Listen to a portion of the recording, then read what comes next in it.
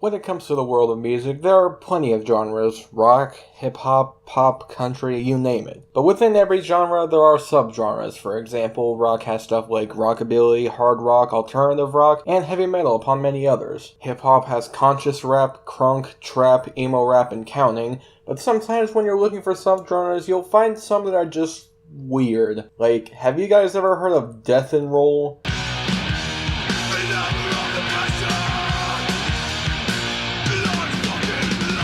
Or chap hop? Shelve this professor impersonation. Let it end now, it's impertinent waiting. Or pirate metal? You're bad, Jack, you're screwed. Your death is coming for you.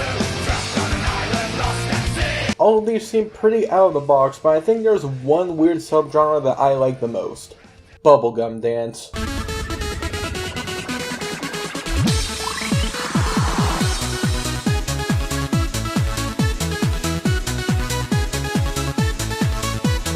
Now, bubblegum dance is a subgenre of Eurodance, which by itself is a subgenre of dance music that comes from anywhere in Europe. This isn't to be confused with bubblegum pop, which is defined by Wikipedia as pop music in a catchy, upbeat style that is considered disposable, contrived, or marketed for children and adolescents. Because while bubblegum dance can be considered as upbeat and catchy, no one in their right mind is gonna say that any bubblegum dance artist sounds like the fucking Archies or something. Speaking of Wikipedia, they actually used to have an entire different page for bubblegum dance, but for some fucking reason they combined it with bubblegum pop, which is completely fucking different. But anyway, some of the aspects of bubblegum dance are happy sounds and cute lyrics, sometimes with a hint of sexual innuendo, fun and childish subject matter, bright and dancey beats, and all that shit. There can be changes to any of these, but these are the most typical aspects of bubblegum dance. Some artists that can be considered bubblegum dance include Dr. Bombay, Toy Box, Caramel, Aqua, Smile.dk, Me and My, etc. Most of these acts sing in English, but acts like Caramel sing in their native language, that of course being Swedish. Most of the bubblegum dance artists that I've heard, with exceptions obviously, are fronted by a woman with a male singer providing backup, and for some reason the men seem to have the weirdest voices. Like, they'll deliver their vocals in the weirdest way possible, but the women's vocals are almost always fine, albeit with a slight bit of autotune on it. Here are some examples and you'll see what I mean.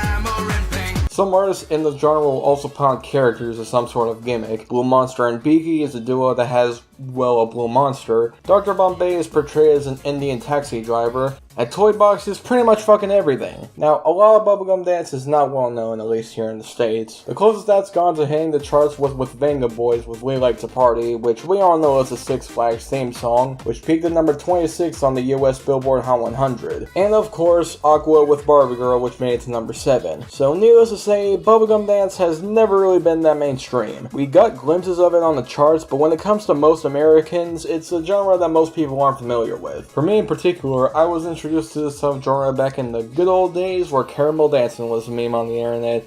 Those were the days. And fun fact, did you guys know that the version that we all know is a sped up version of the original song? The original version is off of their second album, Super God, which, for the record, is an underrated album, and all of you should listen to it or I'll cut your testicles off. And while the sped up version is nostalgic to me, I tend to prefer the original in all honesty. Sure, it's slower, but I just kind of find it to be better. I don't know if others think that way, but that's just my opinion. In fact, I'm sure you yourself might have come across some bubblegum dance songs while searching through YouTube. Of course, there's obvious examples like Barbie Girl or Caramel Dancing, but you might have also heard this as well.